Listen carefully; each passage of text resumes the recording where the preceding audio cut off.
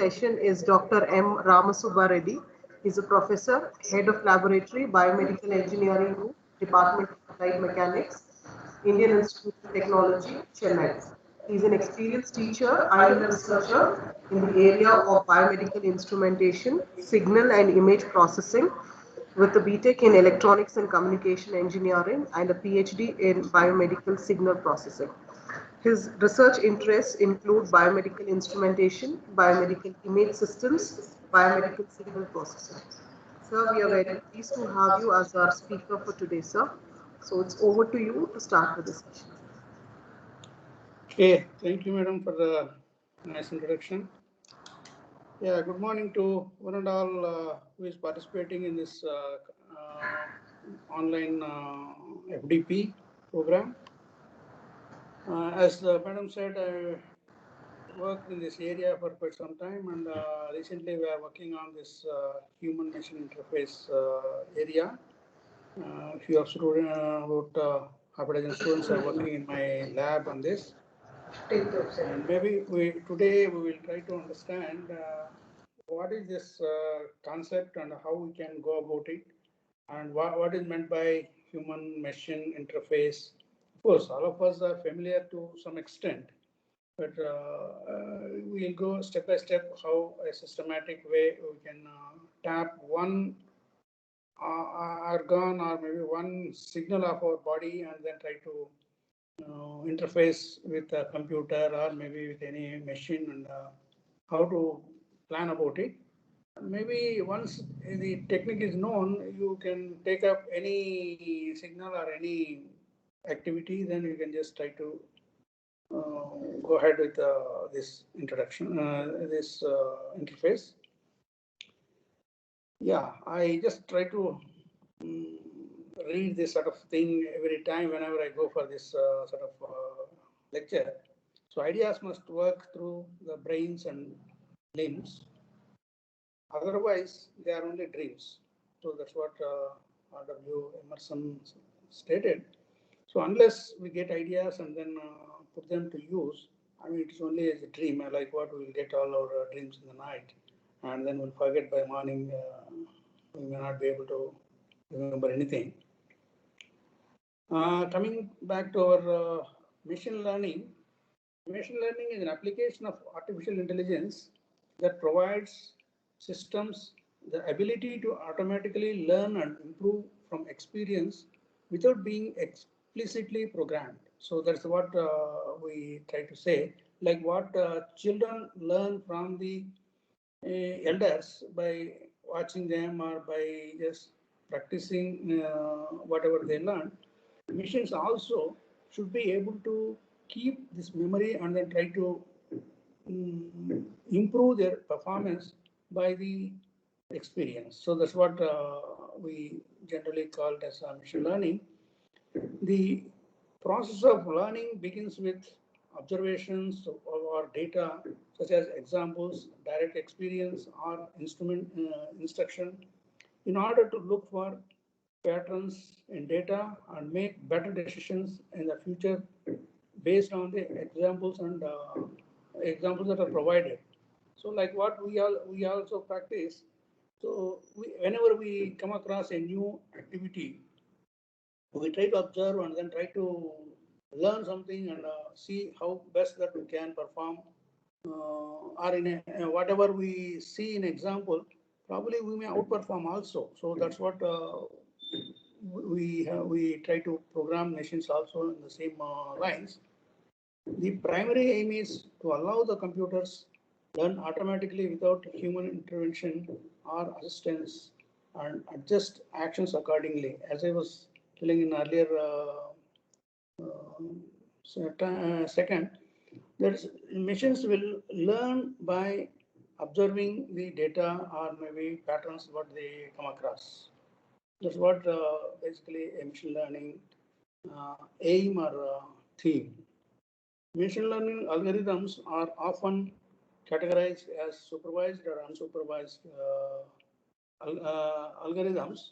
So whatever we develop, whether it can be guided by some motor or self-organizing activity.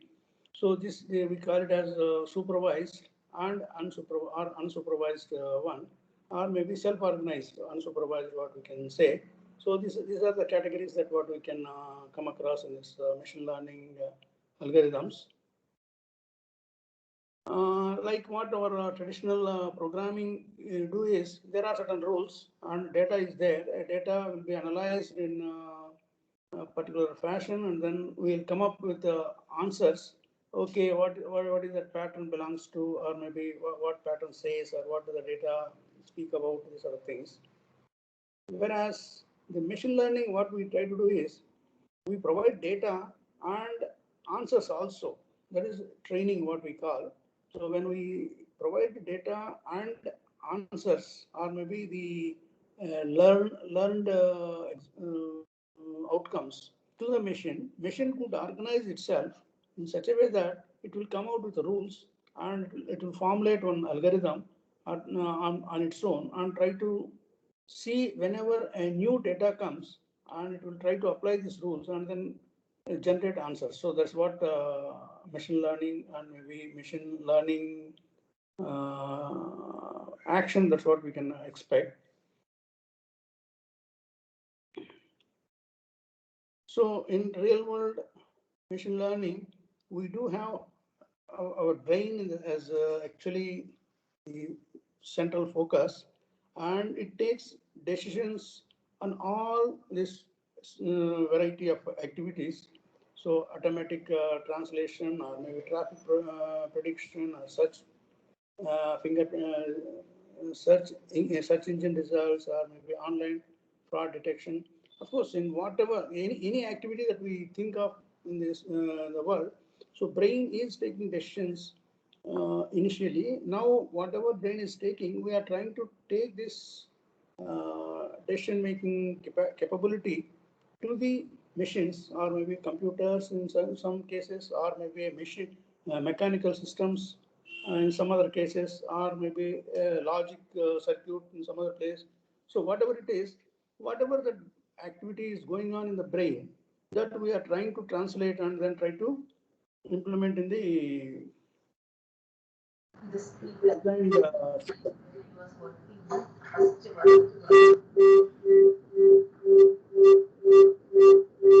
Yeah, brain is the communication is vital to the survival of any living organism. To interact with the environment, higher organisms have developed a communication system called nervous system, and this nervous system controls and coordinates all activities of the human body. So these are all very fundamental. So I mean, maybe we better to review once. So that's why I just bring in all the words.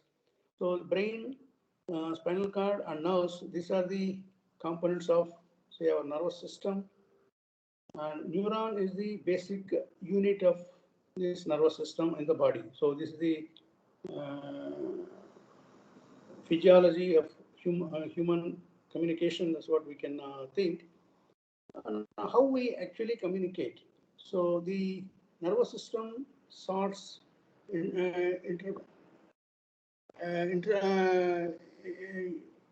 interrupts incoming information before directing a response. So actually a receptor in the skin senses a tap or other stimulus. So whenever a stimulus is given to any part of body, and that would be the sensory and nerve system will carry to the brain. Brain will take a decision, and brain decision is conveyed to the appropriate muscle system in the body. So it will be communicated, and then muscle system or motor system in the body, that will try to act according to brain's decision. So this is the way that what we try to what we can interpret our communication system. So if we take this one as a central nervous system, and this central nervous system not only interact with external environment, which you can see in the right side green oval, and it is interacting with the internal system also. So without interaction of nervous system with the internal systems, we cannot survive. Even if we want to live or do any action, or maybe without even our control, it will be making decisions, and that will be communicating to the internal organs. So this way, the central nervous system will interact with the external as well as internal environment, and it will try to coordinate all the activity, all the functions. So all that we see that there is a problem because this communication or maybe the system is not having healthy activity that is supposed to go. So what we see is what happens if this communication system breaks down, or maybe if it is not able to communicate or maybe interact with either external environment or internal environment. Of course, when it is not able to interact with the internal environment, so it will create, it cannot create proper, say, functioning of all organs. So there will be some sort of ailment that what we can see, either growth of some tumors or maybe some sort of disorders in certain systems like digestive system or any other systems. So these sort of things will go even without our knowledge. But even with the outside, if we want to just speak, or maybe if we want to walk to some other place, or if you want to say get up, all these actions are possible only with the interaction of the central nervous system with the external environment. So this is the way that what our communication system works.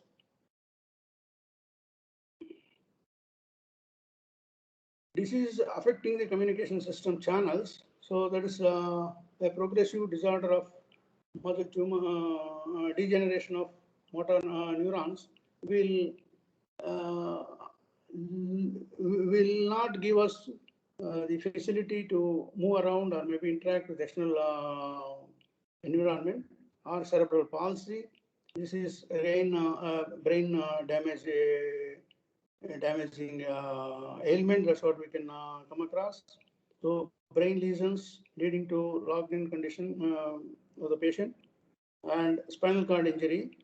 That brain will be working proper, but it may be taking decisions, and it may be able to receive the communication from external environment, but brain, the spinal cord or maybe the nervous system, spinal cord nerves are not functioning. So that's the condition what we call it as a spinal cord injury. So in these conditions, probably brain will be active, other part of the body may not be able to function proper. So these are the conditions that what we can see. So that is the general understanding of brain and maybe the communication system that is present in our body. So this is later studied, or maybe the first study that came up very significant in 1875. Richard Carton observed electrical signals from exposed brains of rabbits and monkeys.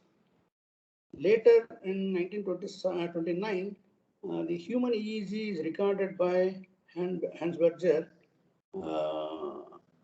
Then in 1934, then the human brain waves, or maybe whatever that has been recorded. So initially they could not able to take any information about that, but maybe in 1934, they were just named as human brain waves, and they are called as alpha rhythm, or later it was done some more analysis on that. And EEG is the average measurement of currents that flow during synaptic excitations of the dendrites in the neural ensemble of cerebral cortex. So here, maybe the people who are not familiar with biological terms, I mean, may not have to worry about it. All that what we are focusing here is EEG electroencephalogram. Maybe the top. Oh, sorry. Oh, goodness. Sorry. Where did I miss?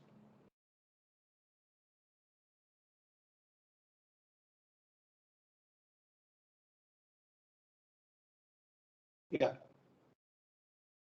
sorry, I touched some of the point and then it went off. All see all that information is, it is electrical signals that are flowing in our brain tissues. So that is being recorded.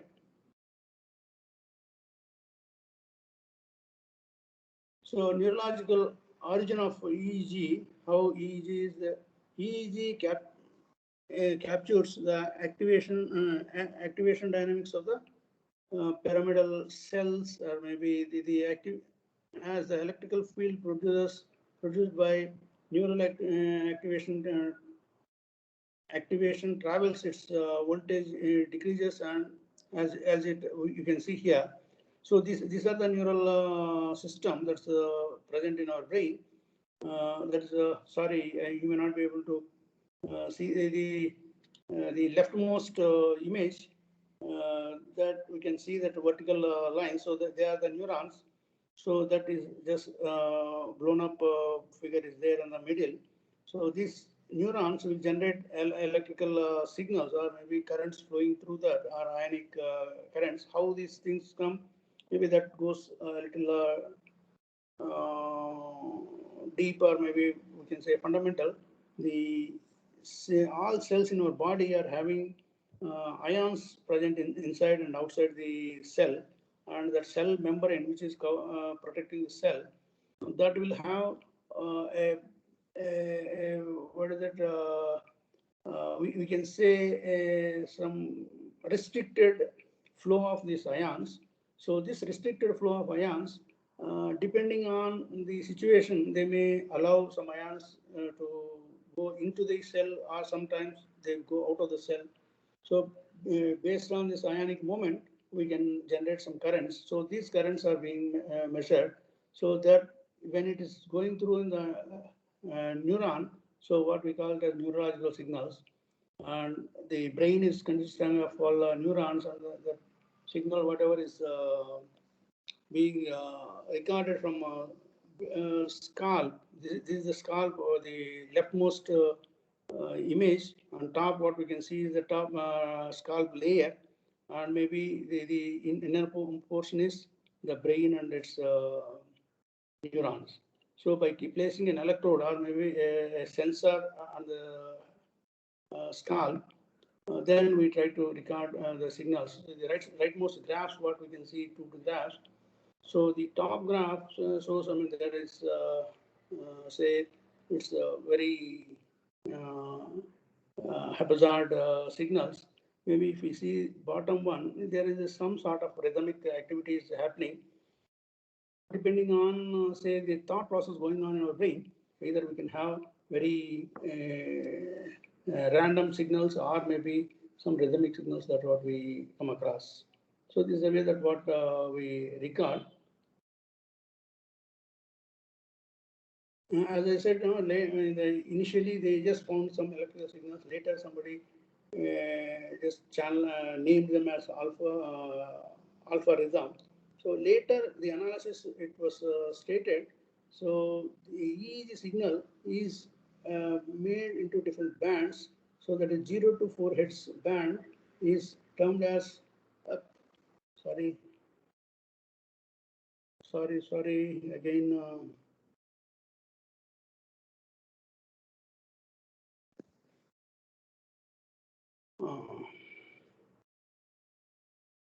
Okay, so the 0 to 4 hertz signal, it is regarded as, it is named as a delta wave. And of course, it's not a single wave, but the group of frequencies having the energy that is there between 0 to 4 hertz is called as delta waves, or maybe delta energy of the EEG. And 4 to 8 hertz is the theta energy of the EEG. And 8 to 13 hertz band energy is called as alpha energy. And 13 to 13 hertz to 30 hertz is beta energy, and 30 hertz to 50 hertz it is called as gamma energy. Of course, beyond that, it's not really attributed for what are the signals, but normally whenever we record EEG, I mean, it will be confined somewhere around 50 hertz. And there are cases where we can record very high frequency signals, but they are whenever people are not in a regular thought process, or maybe some sort of say some convulsion happening and these sort of things. So there will be a lot of high frequency signals getting released, so that we are not able to interpret why it is happening and all so far. So this is the way that what EEG is being interpreted as of now. And of course, you might have noticed that, okay, each activity is having at what state it is, let us say theta is during some state of sleep and in states of quiet focus, such as meditation. In these conditions, we can get these sort of frequencies generated in the brain. Alpha, when it is active condition, it's coming beta and these sort of things. I mean, depending on the different functions, we can see the variation of the signals that are happening in our brain. So if we just see the electrical network of the brain, see inside brain, I mean, they are interconnected and there are signals going on. Of course, this is just only a resemblance of that to show that how it is. Now, if we see, these are the neurons and it is interconnected, like millions of neurons are interconnected inside the brain.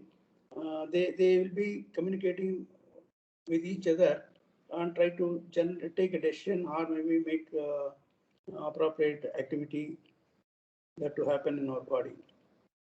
And among them, this is the a neuron, single neuron, what we can see. Here it is having one head-like thing, and then it is having these are called as dendrites, where it will capture information from nearby neurons. And this is the axon, that is a red long string. This is the axon, that this signal, whatever that is collected from nearby or connected network neurons, so that will be integrated and that will be passed through this axon, that red type 1. I mean, again, this the structure, all those things, we have to learn about these things later. But the information collected from other neurons that will go through this, and then maybe at the axon terminals, they will be communicating or they will be delivering the information to the following neurons. So in this way, all neurons are connected in a closed network. So really, to be specific as undead, we may not be knowing, so far we could not able to isolate or pinpoint which neuron is taking what decision and what is the activity that a neuron is really functioning. But all that what we know is it is overall understanding of, oh, it is recording some, it is receiving signals from these dendrites and passing through axon to the following neurons. So those neurons, again, they will collect from different neurons and they will try to integrate the signal, and then they will pass on to another neuron. So really, which neuron is taking a decision and what this sort of thing is not at well established so far. And now coming to say our own way, how we can just try to understand this EEG and how we can try to interpret. So on the scalp, we can see that the left side figure. So there is top of our nose, there is called as Nasion point, and maybe on the back of our head, called as Inian point. So these, between these 2 points, I mean, we try to measure the distance, physical distance, and this physical distance is divided into 10%, 20%, and 20%, another 20%, 20%, and 10%. So now electrodes are placed, or maybe what we call them as sensors. Sensors are placed. Let us say the first one is on our forehead. You can see that FP1, then FZ. That is the center of the head. It goes FZ, and CZ, just on top of our head, and maybe PZ and O1 So these are the electrodes that are placed in that particular line. Similarly, if we notice maybe the right side figure, see there are, see the left, the center line what we have seen here, just 10%, 20%, which is shown on the left side figure. So there is one more line on the left, another line just below that, similarly two more lines on the right. So totally 5 lines of this distance division is made, and sensors are placed at these different positions, and we try to collect signal from this sensors, and based on the signal we take decisions what is happening inside the brain. So maybe in coming slides we know why this many places we are placing sensors, or maybe what is the use of these things that we'll see, or how it is being interpreted also we just try to see. And that is whatever we are seeing just in this figure is called as a 1020 positioning system of ECG recording process.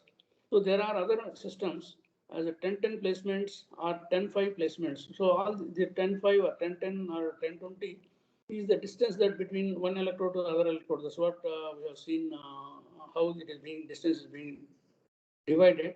So this numbers say only this distance. It doesn't have any other implications on this. So if we go very closer, let's say 10% and 5%, if we just say, then there will be more number of electrodes or more number of points that we can get, or the resolution on the head, what we can see is closer. So this why we have to go for higher these things. Whether it is really needed, all those things again it is questionable or debatable. Though we are not really going into that sort of debate. Just to understand how EEG is being recorded, and then how we can interpret or use this one for our purpose, we can see that. So now, if we just see that a slow eye rolling moment. So when we try to keep our eyes moving from one side to the other, if we record EEG, how it happens, or maybe you can see that sine wave oscillation that we can notice in the patterns of the EEG recording. On the left of left vertical axis, you can see that is FEA1 and F3. So this signal is observed between FEA1 and F3. So we might have noticed FEA1, FP1 and O1. That's what we can see. So this between this signal, this sensor and this sensor, if we could record, so that would be the type of waveform that we can notice. Similarly, there are two electrodes. These are called as bipolar recording of EEG signals. So between two sensors, if we record, so the signal will be like this. So of course, if we see, as I said, eyes rolling. So here it is not showing any variation. Suppose if we see here, that is FP2 and F8, we can see that there is an oscillation that's happening. So like that, between two positions, two electrodes only we could able to notice. So for each activity, we can say the signal is generated at different parts of the head, and that would be reflected in the nearest sensor that is present to that particular activity. So that's what we can see. Or maybe teeth grinding, the signal goes like this. Of course, it is more magnified and very low number of channels are being shown, because whatever is affected that are shown rather than showing all the channels. Or alpha wave enhancement by voluntary eye movement. So here you can just see that rather than just rowing, I mean, suppose if we make movements, the eye either closing and opening of eyes. So that's what we can notice. Other two, we can see that there are only a few channels that what we can notice the oscillations. So these are the ways that we can, or these are the actions we can observe from the EEG. So this is the way that what has been started, the analysis of EEG, or maybe learning about EEG thing. why it is happening. Then later, it has been interpreted. So brain, if we just see the left side, it is the front, and right side, we can say the back of the brain. And the brain is divided into different segments, and we can notice different markings on each this thing. Let us say the left top anterior congulate. So this is for motivation, or maybe frontal lobe, it is planning. So for each activity, some set of neurons, a group of neurons will try to activate, and they will be taking decisions, or maybe they will be receiving signals, and these sort of things that was noticed. And the brain is divided into different segments like this, and they try to see whether that particular activity is going on in that region of the brain. So that one.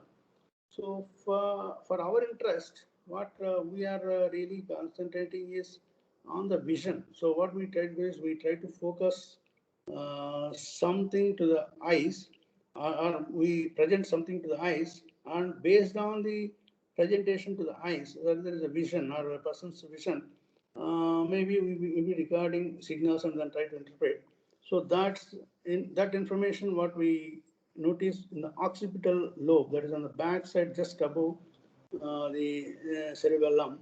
We notice that that region is called as the occipital lobe or occipital region of the brain. So we try to place electrodes on this occipital region and then try to record signals. That gives the vision activity, and we'll see how we can go about this thing. And brain, a cognitive and control unit.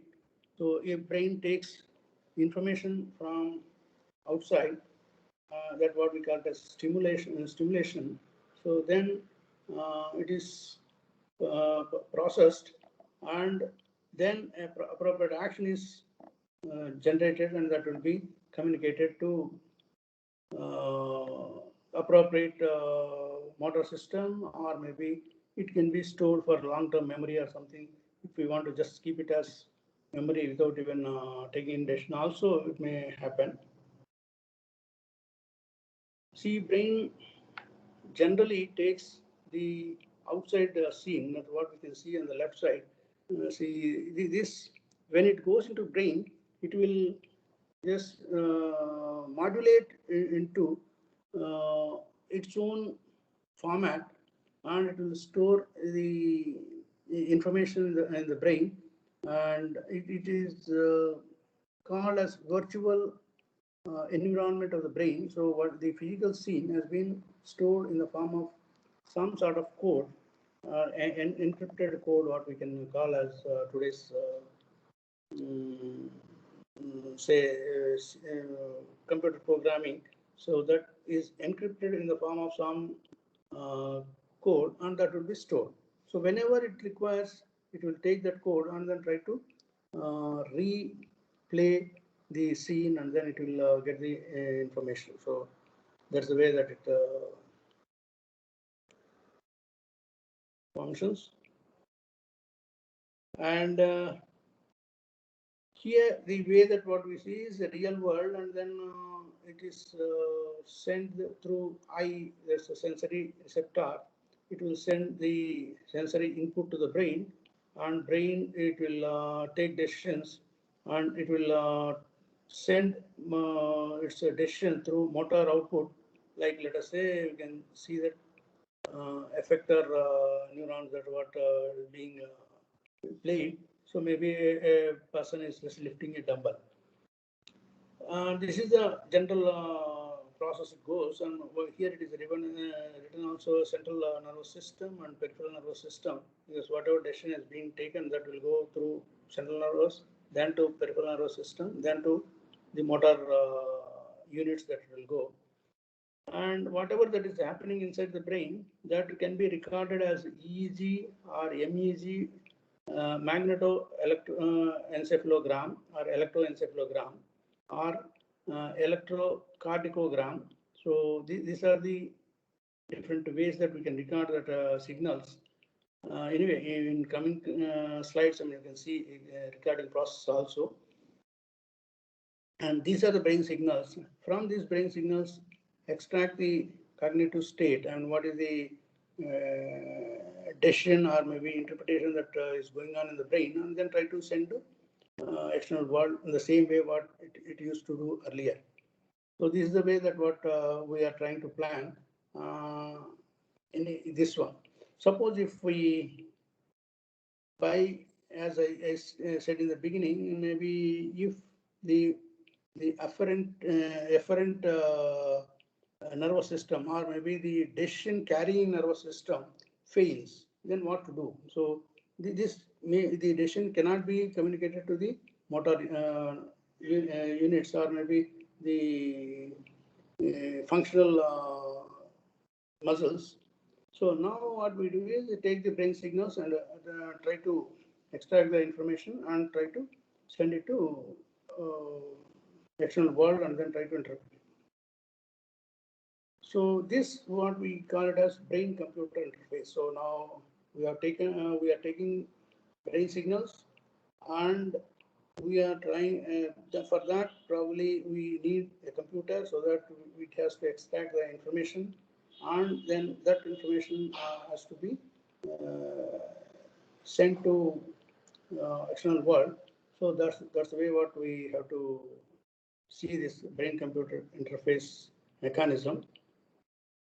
So a brain-computer interface is a communication system that does not depend on the brain's normal output pathways of peripheral nerves and muscles. So this was coined somewhere in 2000 by Wolpa. So this is the gist of the brain-computer interface concept. So it is supposed to take the signals and take appropriate decisions and perform activity without the help of the normal physical pathways. That's what generally brain will implement its decisions like arms, legs, or maybe whatever it is, even our mouth, or maybe whatever that we are performing in day-to-day activities. So that has to be done through the other instruments like say computers or maybe a chair or maybe switching off our light or some whatever it is. So if we suppose if we want to switch off a fan, we have to take a decision first in the brain.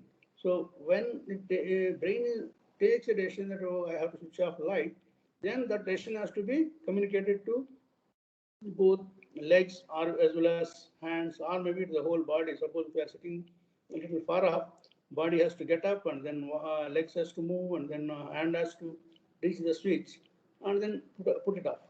So all these decisions, suppose if sitting there itself, we could able to capture and implement this activity through a robo. Let us put it that way. A robo, then we can instruct robo to go to the switchboard and then put off the fan. Or maybe the other way we can say, we have a remote to the fan to switch off.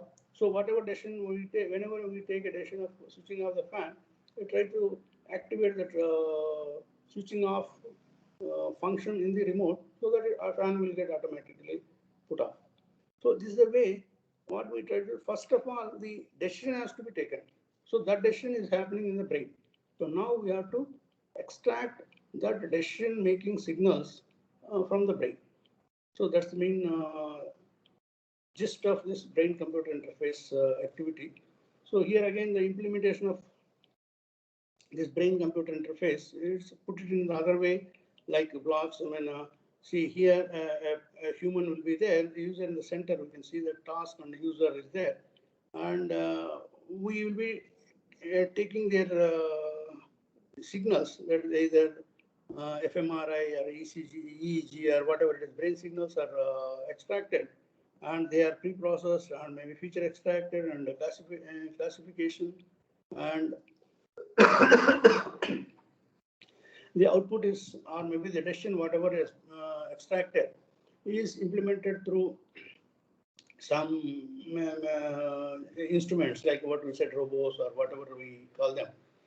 So, or maybe to give some more stimulus and these sort of things. So, all that what we have to do is we are extracting signals and we are getting or we are processing the thought process that is happening inside the brain. So that we have to extract. So for this, we require goal directional intentional control or online or real-time processing or goal directed feedback. So these are the three things. Of course, this once we define the problem, so these set of definitions that we can extract and maybe we can compartmentalize what is required and all that. So all that what we have to do is we have to record the signal, extract the information, or maybe extract the features. Based on that, we try to control the outside environment. Yeah, criteria for BCI system. So the system must rely on direct measurement of brain activity or real time. It's with a minimum delay. It should communicate all, process all the signals and feedback. Intentional, what intention that a person is, or feature extraction that has to be extracted there, and that is what we can call it as the EEG signal we take, and then BCA system will extract the intention, and the other is state predictions, or maybe the external implementation that has to be taken. So this is the way that what we can try to imagine the functioning of brain-computer interface. So this again put it in a different form, the same thing, block diagram format, and actually this is the final implementation. Let us say a wheelchair has to be moved. So whenever the application output, or maybe if we see wheelchair has to move forward, so that command will be given to motor that is driving the wheelchair to go forward. So that's the way that what we can think of it. So these are some of the systems that are already there, and then how they are implemented, this sort of thing. See here on the left side, I mean, there is a game which is being controlled by this thought process. That is a moving of, let us say, objects in whatever direction. Say there is a left, right, or maybe upside direction. So that movement is being controlled. And here on the right side, you can see that robo is taking an object and then placing from one place to other place. So something like that, or maybe, yeah, of course, some more things will come later. Now, what is that we can, how we can go about these things? So here what we see is we are supposed to record signals that are generated in the brain. So these we can do either invasive way or non-invasive way. The only thing is, if it is invasive, we have to just cut open the skull and then try to place our sensors directly on the brain. You can see on the left side of the image, we should record so that we can get more or maybe stronger signals directly from the neurons which are being active, or maybe which are firing and these sort of things. So to cut open, how much we have to cut open and which neuron we have to access, which position of the brain, all these sort of things are a little cumbersome, and not only little cumbersome, it is a big risky task unless it is essential or maybe very life-threatening, and we may not be able to go to that level. Or maybe sometimes we can implant some sensors inside the brain, and those will be those sensors will be sending the information, and then we'll be extracting this information through non-contact method. That's shown on the right side of the image, right side image. So of course, these are some of the extreme cases, but there are more common cases. What we can see is The other one is fMRI, functional magnetic resonance imaging, on the left side image, and here near infrared spectroscopy on the right side image. So here we can try to record electrical signals that are happening in our brain through external objects without even cutting open, or maybe without doing any invasive procedures. So that's what the way that we can collect the signals. Yet another way is non-invasive electrical recording methods. The left side image shows the electroencephalography, that is, place the electrodes on top of scalp. What we have seen in the beginning, there is a 1020 to 1010 105 electrode system. So we won't be puncturing the scalp. All that we place electrodes are at different positions, and then try to record the signal. So this is more uh, very convenient method that what we can notice among all brain signal recording mechanisms. And the other one, right side, we can see magnetoencephalography.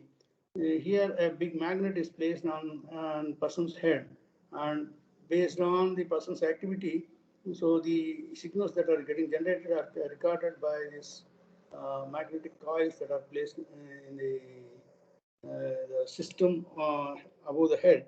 So, of course, this is a very cumbersome and maybe it's a very costly affair compared to the electrical recording of encephalography, electroencephalography mechanism. So these are different ways that we can extract the brain signals.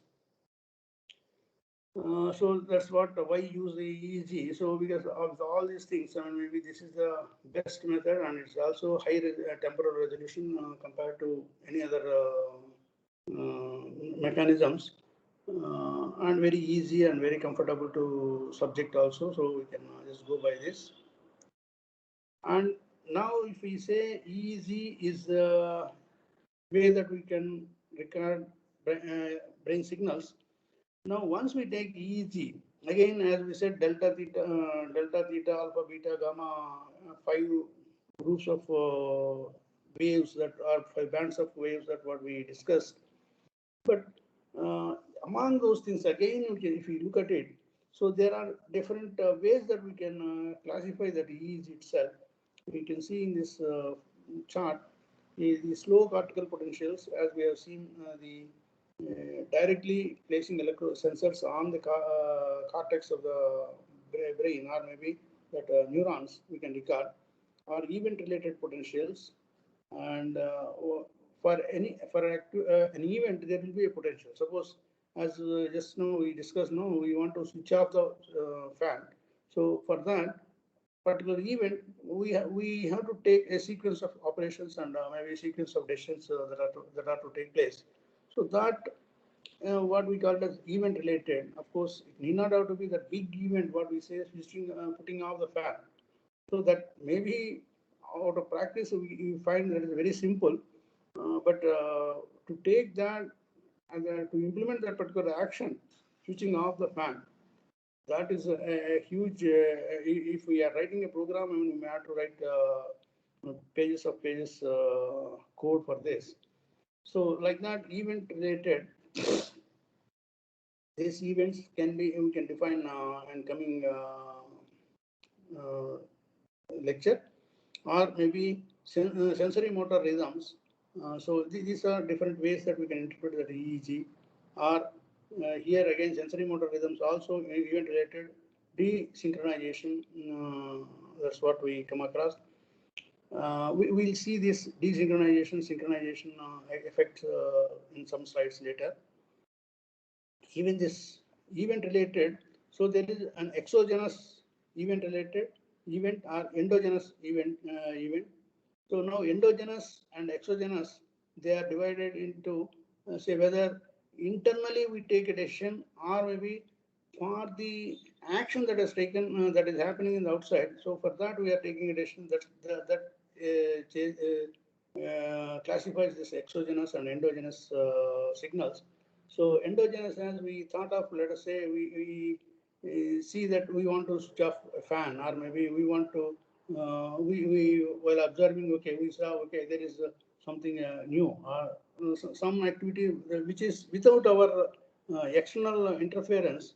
If we try to take a decision, or maybe if we an event is happening, that we call it as endogenous, and exogenous is the outside there is something happening. For that, the system is responding. So that we call it as exogenous. And here, again, there are two types. One is transient visual potential or transient events, or maybe here it is used as a transient visual because we want to take just visual signals.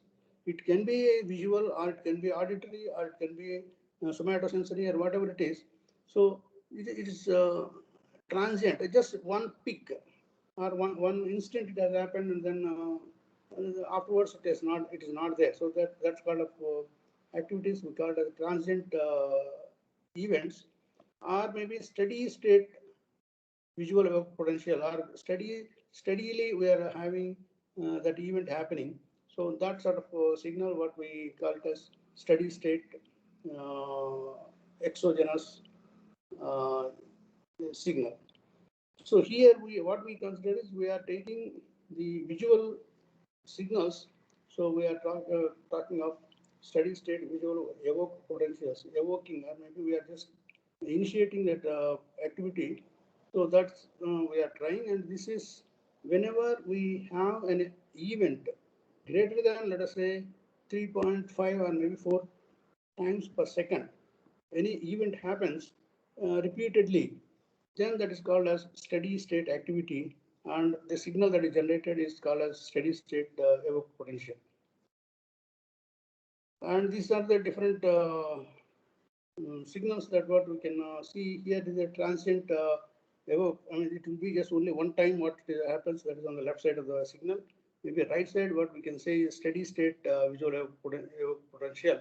So if repeatedly, if it is going at, let us say, more than 5 heads or more than 5 times a second, if it repeats, so we can see the signal is repeating at that event, that frequency. So this is what we see, and maybe it has been studied. Response range is 5 to 50 hertz. This beyond 50 hertz, I mean, we may not be able to respond properly, or maybe the highest SNR is noticed between 5.3 to 15.6. So some studies have been made on this. So which frequency that we respond well, or the signal strength is more for what sort of repetition rates, and these sort of things are studied. And based on that particular idea, particular concept, here in our lab, I mean, we started activity. Here, there are 4 arrows placed on the screen in 4 directions, and a small robo toy has been bought, and this toy is having a facility to move either in whatever direction, either forward, backward, or maybe left or right directions, depending on the signal that we give to the stepper motors that are driving the toy wheels. So here the subject is placed the electrodes on the head, and this is one of, actually he's one of our research scholars. He only has developed this, and when a person is watching these arrows, any one of the arrows, and then there is small, of course, in my small screen, I am not able to see the frequency very clearly. So this is 8 hertz or 10 hertz or 15 hertz or 12.5 hertz or something are there in this. So whichever that frequency represents the flickering rate of this particular arrow. So each arrow will be flickered at that particular frequency, what is written there.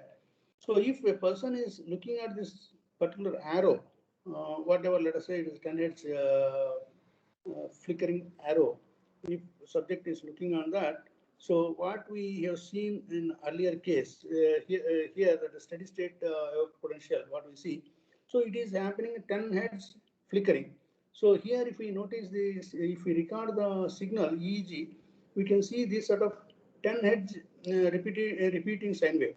So that's what we could able to get in this. So when subject is looking at, let us say, left arrow is having, I could not read it, but let us assume it is 10 heads. So subject is looking at 10 heads, which is a left arrow. So what we try to do is, when record ECG, we can get energy in to 10 heads. The EEG energy is at 10 heads, and that tells us, okay, subject is looking at left arrow. So we try to give appropriate command to the toy to move towards left. So that motor will be activated, and maybe the subject wants the toy to go for right side. So then the subject is supposed to concentrate or look at the right side arrow, and this right side arrow will be flickering at, let us say, 15 hertz. So when we record subject's EEG and then try to get energy, so more energy of this EEG will be concentrated on 15 hertz. So whenever it is on 15 hertz, the appropriate motor of the toy will be given a command to move the toy in the right direction. So this is the way that what we try to extract EEG signal and try to control the external objects in whatever way that we desire. So this is the basic concept of it, and then from there we go further. So this is the system developed. This is the Arduino board. For that, the ADS 1299 has been interfaced, and we try to design a complete system in our lab, and then we try to do this. As we stimulation frequencies, what we said, 15 hertz, 12 hertz, 10 hertz, and 8.57 hertz. So these are the stimulating frequencies, and filters. What we have is a 150 hertz notch, and maybe the band pass filter is 0.5 to 60 hertz is being used. And this is the way. I mean, here we can see a little clearly, but I don't know. You might be seeing a little better in your bigger screens. So it is a small iPad, what I could not distinguish much. There is upper arrow is 15 hertz, right arrow is 10 hertz, and down arrow is 8.57, and left arrow is 12 hertz. So wherever the subject is concentrating, that particular signal or EEG recorded from at that particular point will have more energy in that particular band. So then we can decide where he is looking at it. So that's the concept what we can take it up. And so that's simple. I mean, we said a very simple thing, no? Even a second year electronic student could be able to do that. And all that what he has to do is only record the signal and then band pass filter it, and then see which band energy is more, and then try to interpret. That's all actually. If we take any big systems, and they are not really of very I mean rocket science, or maybe even rocket science itself is not a huge one, but that's only maybe we see one of the movies, no. I don't remember that actors and all these things. So the Puri making is going to has revolutionized how they can launch a satellite or something. You can notice I don't remember much on that. So like that. So everything is a simple one, but only thing is we have to catch the idea and then try to pursue on that. So the challenges in this is see the maximizing the classification accuracy, information transfer rate are the two things. So as I said, probably we are having whenever we are looking at a particular arrow and we try to get that energy, and then we can based on that energy we can do that. All that may not be simple as we said. Once we go into designing part, so all that difficulties may start. So that we may have to classify whether a person is looking at left, right, or up or down, and there's only 4 arrows. Suppose if you want to increase the number of arrows, what will happen? On information transfer rate. So at what rate we can be able to classify each one. So that is also more important one. So these are the challenges that what we can see. And understanding dynamics of steady state visual evoked potential itself is a problem.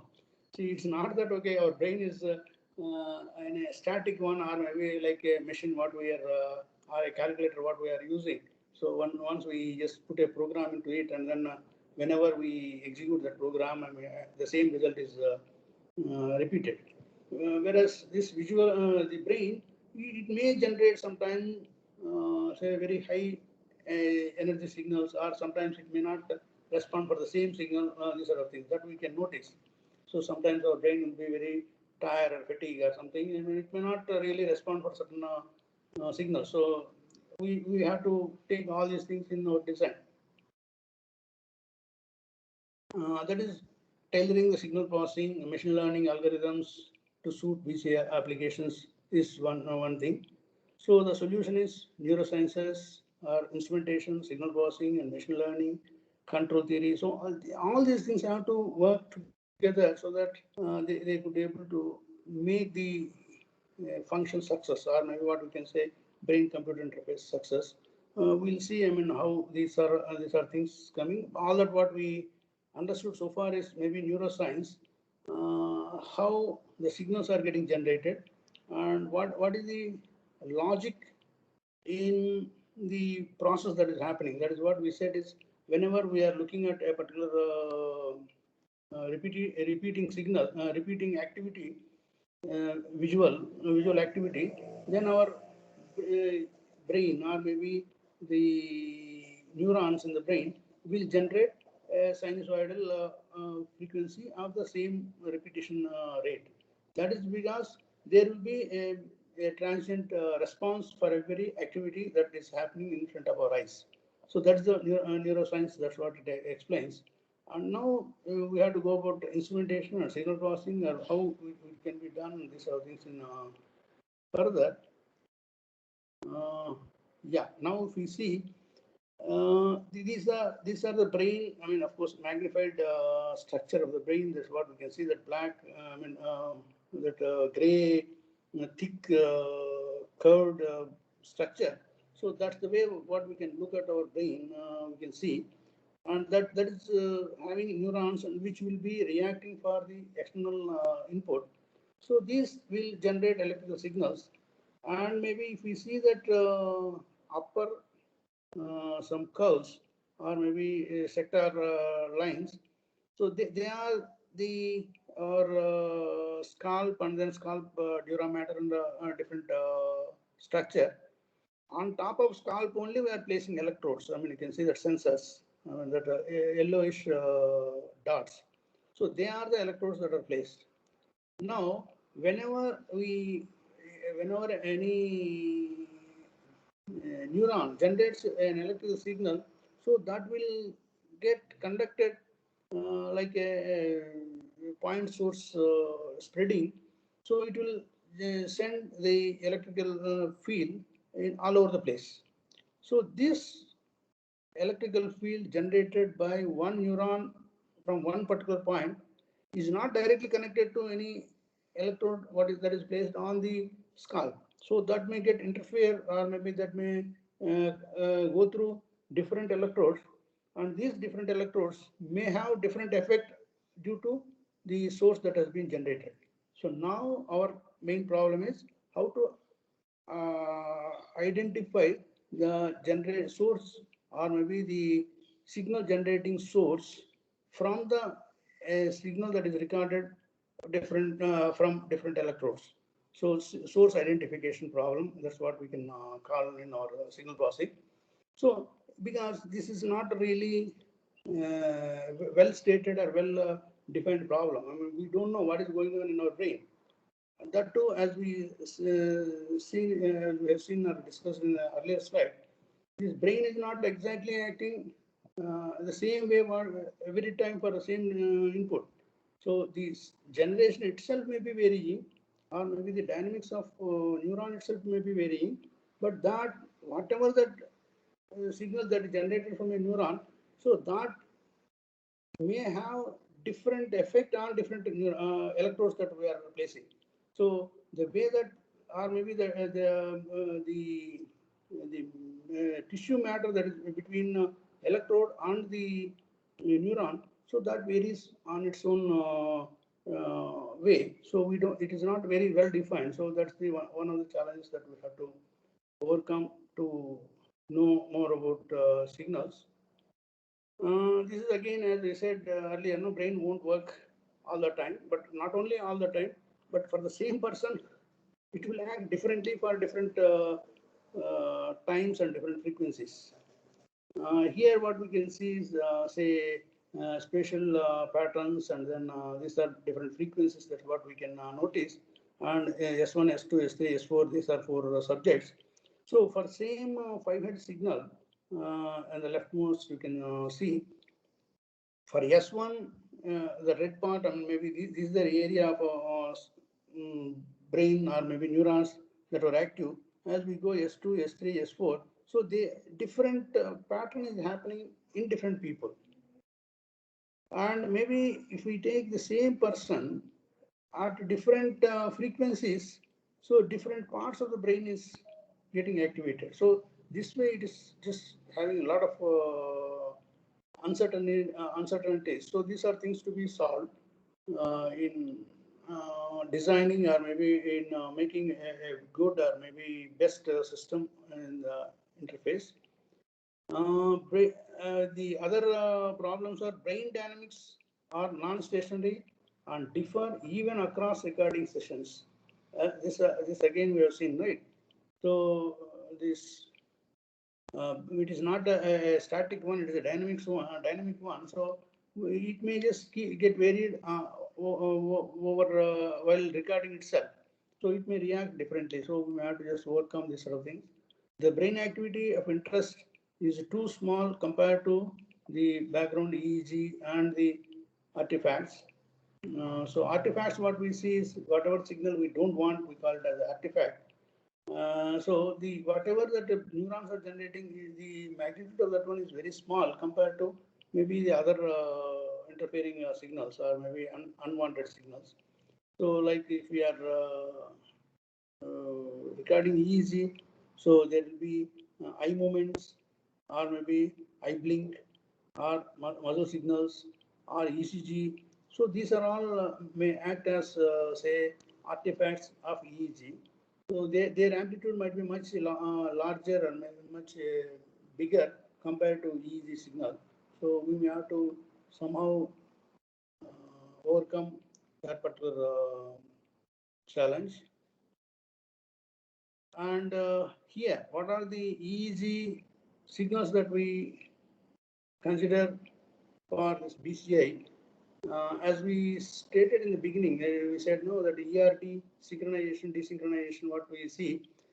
Here, what we notice is one graph on red and one graph on blue in both the waveforms.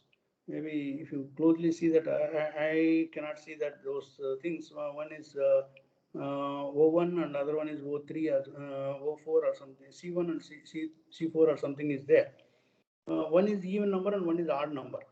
So if we notice that electrode systems, the placement of electrodes on the scalp. So there are two sides, left and right side of the brain. So our brain is divided into two halves, left brain and right brain. So there will be decisions taken by both sides of the brain, and right side brain will take decisions and control the left side parts of our body, and left side brain will take decisions and control the right side of the right side parts of the body. If we want to move our left hand, lift our left hand or move our left hand, so right side of the brain has to take a decision, and maybe that has to be communicated to the left side muscles of hand muscles. So in this way, what we tried is we recorded signal. One is on even the electrodes placed on the left side are all odd number electrodes, and electrodes placed on the right side of the brain are numbered as even numbers. So when we want to lift, let us say, our left hand, so there should be right side decision happening. So when right side decision happens, the electrode placed on the right side will have more signal. So that's what we call it as, say, whenever a decision is being taken, so that is called as a desynchronization. So normally the right side and left side will be in a normal resting condition, they will be equal. But whenever a decision is taken, so the let us say if left hand has to be raised or maybe moved, so right side brain has to take a decision, and so that signal makes the right side easy recorded easy to get desynchronized with, say, left side brain signal. So that's what we can see. The blue one is going normal, and red signal is getting desynchronized with the blue one. So on the other hand, you can see that, I mean, whenever the opposite side of, or we call it as a contralateral reaction. So whenever we want to move right hand, so the left side of the signal brain has to take decision. So that signal will get desynchronized from the right side brain signal. So by comparing these two signals, right and left side brain signals recorded from electrodes placed appropriately, we can say that, okay, which movement or which side of the side of the body, either right side body or left side body, we are moving, or what decision are taken, these sort of things. So that's what we call it as ERD, event related desynchronization. So they are getting desynchronized from being same condition to getting opposite. One is getting more energy. Or other one is P300. Of course, this P300 is one-time event. So whenever, let us say, we are observing, all of a sudden there is a change in the pattern. So whenever there is a change in the pattern, or maybe one transient, in fact, this is started with the transient activities. So let us say a visual light is given for a fraction of a second, or maybe for about 10 milliseconds of time. I mean, one fraction of flash of light is given. So there will be a waveform. That's what we can see in the middle graph. A small waveform is generated in our brain. So that is called as P300. So this, what the 300 comes, maybe from the time the signal is generated, or from the time the light is generated to the time that it generates the peak, is the duration is around 300 milliseconds. So that's what it is called as P300 signal. I mean, it came up like that, but it did not have to be 300 P300. It can go P350, P200, or 250. It's again different physiological conditions of the brain and these sort of things that depend. So based on this, again, we can try to understand the brain functioning differently. So that's the other one. Or SSVEP, that is a steady state visual effect potential. That's what we have seen earlier. So when a person is, when anything is being presented to the eye at regular intervals, and maybe the signal, what we can notice is maybe it will have energy at that particular frequency maximum. So that's what it happens. So these are the different signals that we use for this BCI. Are sensory motor rhythms. So here again, which place of the brain that is being activated for what activity? Suppose if we want to do motor activity, so which part of the brain, or maybe if we are doing auditory, which part of the brain gets activated? So these are the things that what we come across. We have to solve, and maybe the sensory activity, that's what we have seen just now. I mean, same sort of thing, the waveforms, that what we can say, desynchronization, synchronization, that's what we bring in. P300, what we notice. So whenever a subject, a pattern is being presented, so depending on the pattern presentation method, so that P300 is being generated.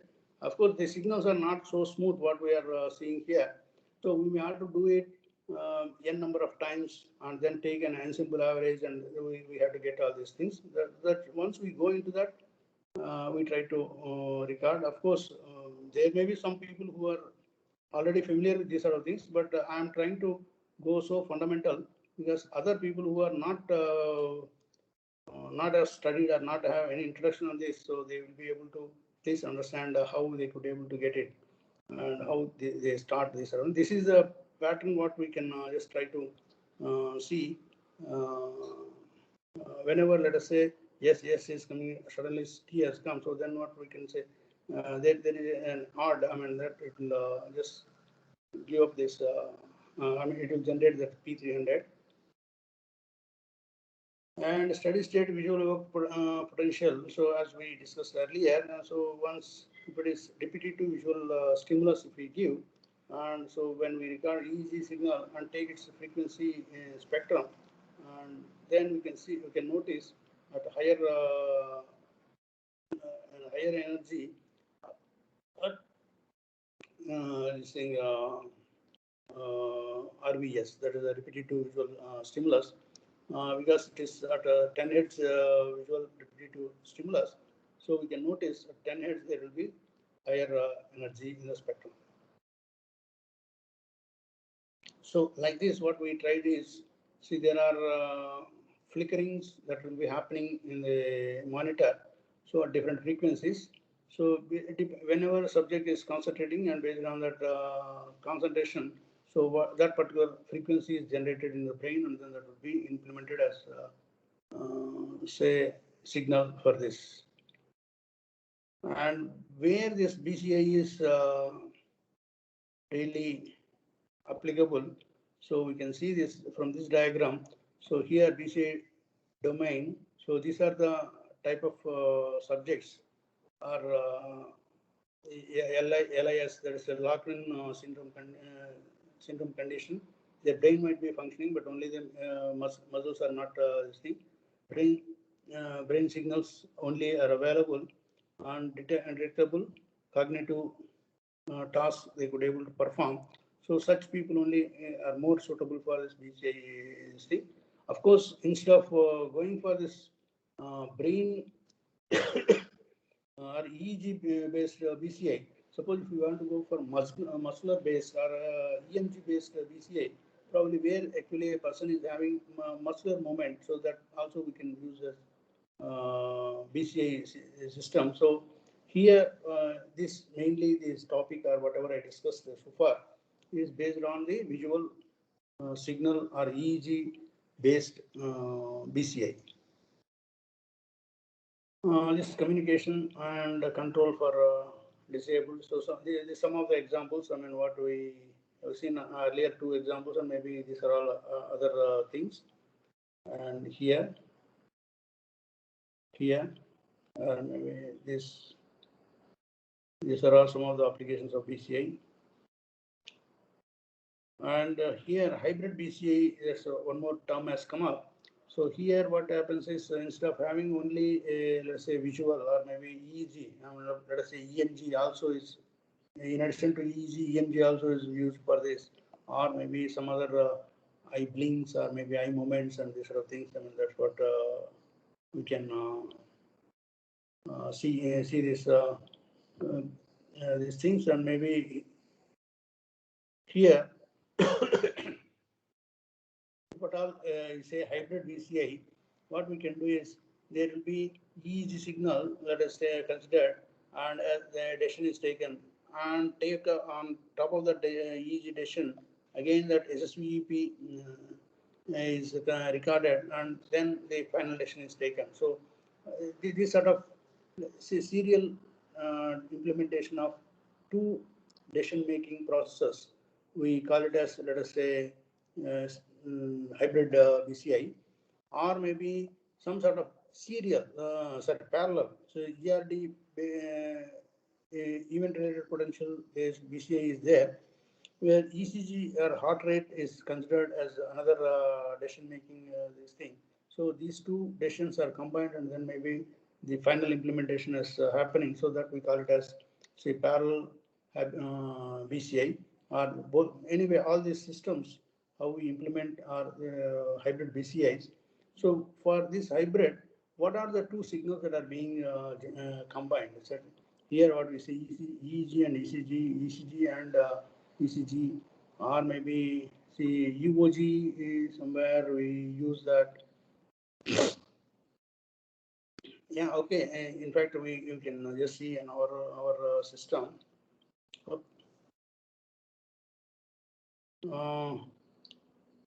See here, what is the major research going on in this field? We can say here the keyboard, the devices that we use, that is whether display devices are CRT based or LCD based or LED based, or maybe the frequency spectra that we select, as we have seen that no 10 hertz, 15 hertz, or maybe 40 hertz, whatever. What is the frequency spectra we use for designing a different stimulus, or maybe analysis process, and all those things are important.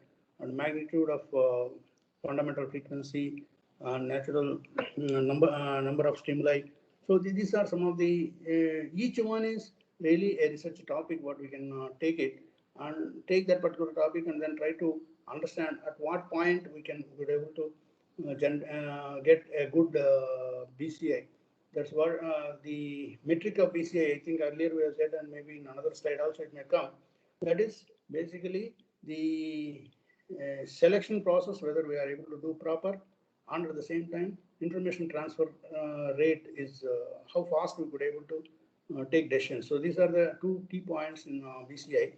So that we'll just see that this is a stimulation devices types. We can take one this thing, and stimulus parameters, whether it is color, intensity, and presence of fixation point, and these are the things, whether they are having any effect on our BCI implementation. So that's what we have to see. And stimulus modulation technique, how stimulus is being modulated, whether it is a single frequency, multi-frequency, and these sort of things will come in picture, or phase coding and hybrid coding, and these sort of things. And signal processing, as we said, what all that physically we do, signal processing is the main thing. We have to extract the information and features from the signal, whatever we recorded. So different type of signal processing methods we have to consider. So simple, say, bandpass filtering, or maybe linear mapping of these sort of things will happen, or spatial filtering. I mean, if we take signals from different positions of the scalp, so how best we could able to combine those things so that we can get a better result. I mean, as I said, no, the inside the brain, a single neuron may be generating signal that will be affecting different sensors. So then, when we record information from different sensors or different electrodes, how this signal can be combined and get the maximum effect. That's what we are to do that. Or spatial filtering, what we just now discussed, and temporal filtering. So at what time interval that we are going, and maybe based on, let us say, wavelengths, I mean, that we have to fix the frequency bands, and those things we will emphasize. Maybe what we have stated in the beginning, right? Data and labels are given for machine learning. So training function will take place, and we can get a model. And this model will take any new data, and then it will predict the labels. So it will give out the whether it is good or bad, or what is the condition of the system or something like that. So this is the way that what we can do machine learning. This is the metric what I was telling. You know, this one is information transfer rate, or maybe the efficiency what we can communicate, or maybe we could identify the stimulus at what rate we can do. And in our lab, I mean, this is a work what it has been already discussed. So there's the bio data acquisition system, which is designed here and then developed, and then is the, and maybe present concentration is on this. Earlier it said only 4 arrows were there. Now instead of 4 arrows, that is what we call it as 4 targets. Now there are increased number of targets, and maybe how we can design the target presentation. And maybe here it's a individual target is given one letter, Because here there are two level target selection. So here what we can say is first we'll select one of the groups, and once we select a group, and then we will go for individual character around the group. So this way, I mean, there is how fast we can do this, how accurately we can do. So these are the two things we have to study. And the same thing, whatever has been done, discussed so far, I mean, it has been how it has been developed in our lab. And that's the end of our discussion. Okay, I'm open for questions, please.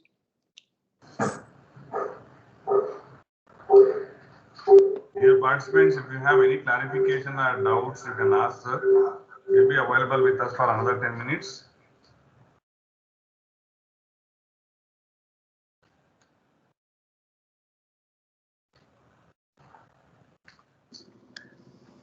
So we have a compliment for you. Mr. Manish Kumar says, awesome presentation, sir. Thank you so much. Welcome, please. It's nice of you.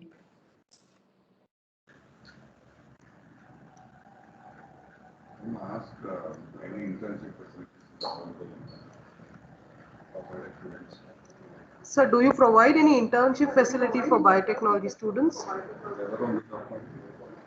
Yeah, I mean, I don't see whether biotechnology or biomedical or maybe any other engineering discipline, whoever is interested can come and do. But at this moment, probably this year, I mean, we are restricting not to allow any intern into the campus. Even I have 10 PhD scholars, only 3 of them are here and 7 of them are at their home.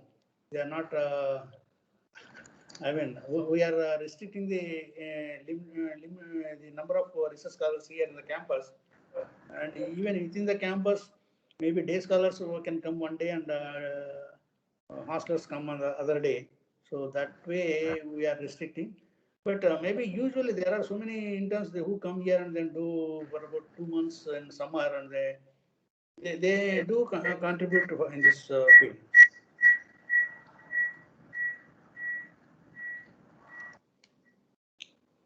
Yeah, did I answer that question, madam? Yes, sir. Yes.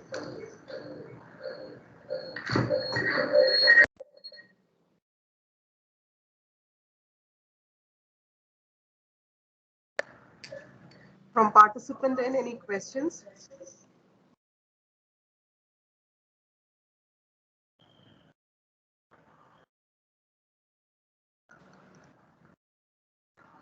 No questions, sir. So we will. Thank you for your patient listening for 1.5 hours. Maybe if at all any queries or any doubts, you can just get back to my email, or maybe you can scan my thing, RC that BASP lab code, so you can get back to me at any time. Thank you, sir. On behalf of Biotechnology Department and Oxford College of Engineering, we extend our gratitude for you to accepting this session and gracing this occasion by becoming our speaker. So thank you so much. Madam. Thank you, madam. You're welcome. Participants, we are ending this first session now. We will resume again at 11:30 for the next session. So you can kindly use the link that is provided to you while you are in the next session. Thank you once again. Thank you, sir. You may exit, sir. Thank you. Shall I sign off, madam? Yes, sir. Yes. Okay.